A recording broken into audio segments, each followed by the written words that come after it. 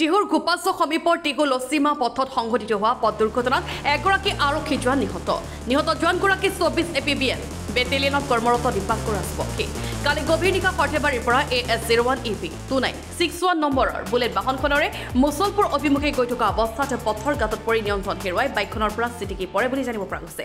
সৰ্থেবাৰীৰ সাৰাবাৰীৰ 27 বছৰীয়া যুৱকগৰাকীয়ে মৃত্যুৰ সময়ত পিতৃ মাতৃ পত্নী আৰু এটি 2 বছৰীয়া সন্তানক এৰি যায়।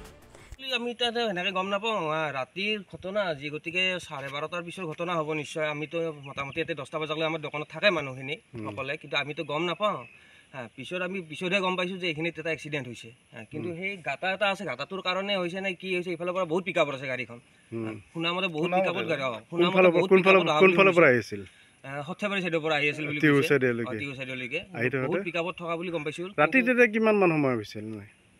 ৰাতি 12:30 এটাৰ ভিতৰত হ'ব ঘটনাটো হ'ব। তীব্ৰ বেগত আহি আছে গাঁতাটোত পৰি কিনে হয়তো টিহু লছিমা যিটো পথৰ যিটো গাঁতা আছে নিয়ন্ত্ৰণ হয় আৰু ছিটিকি পৰে লগালগ কি হয় তাৰপিছত? তাৰে পিছত কিমান সময় পৰি আছে সেইটোতো কোনো গম পোৱা নাই, আমিও দেখা নাই বাৰু। তাৰে পিছৰখিনিয়ে কি বুলি কয় পুলিচ আহি কিনে পুলিচে ৰিকভাৰ কৰিছে। লগত কোনোবা আছিল নেকি? লগত কাকতো দেখা নাই তেনেকৈ, অকলে আছে। ল'ৰাটোক চিনি পায় নেকি? ল'ৰাটো চিনি নাপায়। টিহুৰ পৰা কংকন ডেকা ৰিপৰ্ট N24 আছাম।